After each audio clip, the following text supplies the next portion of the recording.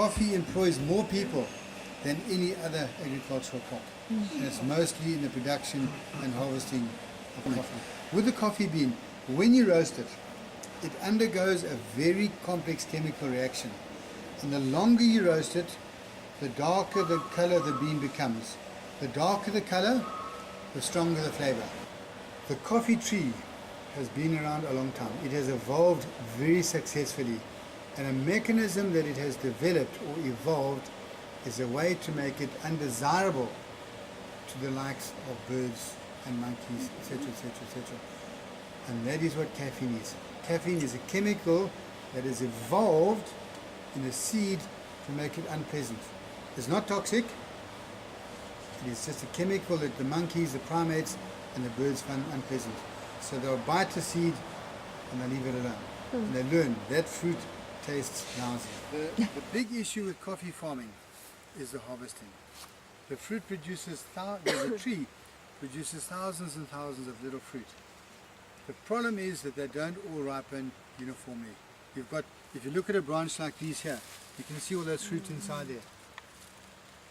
When the fruit is ready, it goes from a green color to brilliant red, and then it is ready to harvest. The problem is it doesn't all turn red at the same time. So you can't strip a branch. You've got to come back and selectively pick out the right fruit. And that is a huge, huge amount of labor. It's massive. You've got to selectively pick coffee. That packet of coffee that I showed you, the harvesting, we only use women. And there's a very good reason. That is because men can be sometimes colorblind. But these guys pick away and they pick green fruit, and you say to them, why are you picking this? Because you can't use green fruit, it tastes bad. Why are you picking green fruit? Oh, no, we can't see the difference. Because they're lazy. So to eradicate that problem, women are never green, red colorblind. Men can be. So to eliminate that one, we just don't allow the men to pick.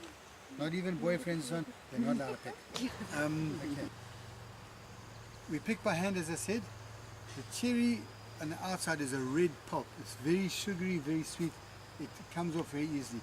We put it through a machine called a pulper, which just squashes it and separates the two seed from the fruit. The fruit has no commercial value, sadly. Really? There's a lot of nutrient, but because of the high levels of sugar, it rots very fast. You can use it for fodder, for pigs, but nobody in this valley's got. Those two little seeds come out the back of the pulper. They have a sticky, sugary mucilage, which you don't want.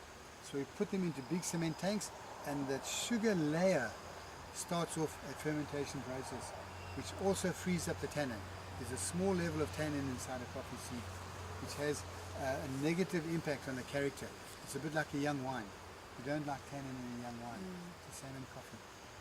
So by allowing it to ferment for 2 days, the tannin is released, the sugar breaks down. We then wash it very carefully, then take it out, and we dry it in the sun. It lies in the sun for about 10 days, and then is ready for storage. Okay. And then you only roast it when you use it, before you can market it. In that form, it still has an outer, what we call a parchment. It's like a little shell on the outside.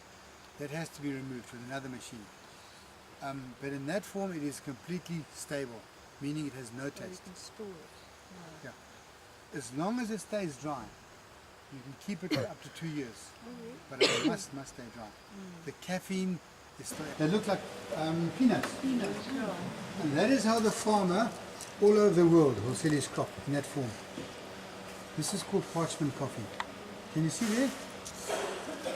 We take this, we put it through another machine called a huller. It breaks off that skin, and inside there is a little green bean. There, those ones there. Grey looking. Yeah, that's a raw coffee bean. Remember, it is still a seed. That's it. That's right. And if you bite one of those green beans, take one and bite it. What happens next? We take that little green bean, we put it in a machine called a roaster. Now roasting is very specific. It's a barrel that rotates slowly, but we heat it up with gas to a very critical temperature. And that critical temperature is about 240 degrees centigrade. At 240, the moisture is removed and the proteins. Remember, the seed contains proteins and caffeines. The proteins break down because of the heat and the moisture removal. It is called a Maillard reaction. It's a very complex chemical reaction. So your proteins are broken down into aromatic oils and colorants. Meaning, as you heat it, more and more moisture is taken out, your proteins are broken down, and your aromatic oils develop. Now, your aromatic oils are what give it the flavors. And as I said earlier, the longer you expose it to that temperature, the same temperature, the same exposure, the darker it becomes, the more the aromatic oils evolve. Now, if you bite one of those beans, you'll notice it has a distinct coffee taste. And that is a roasted bean. The roasting process is very, very specific. Coffee is what we call thermosensitive. That is raw coffee. See there? That is how we keep it in that form like that. It can stand like that for up to 3 years. So we store it like that, and when we get orders, we then roast it. Once it's roasted, it must go. Okay, so that, as you can hear, this is called a roaster. You can hear that barrel turning. Can you see the different colors here? That is what we call medium. That we call a bushveld blend. That is our most popular, and that's what we're going to drink now when we're finished. It then becomes a dark roast, and then it becomes an espresso. So it's medium, bushveld, dark,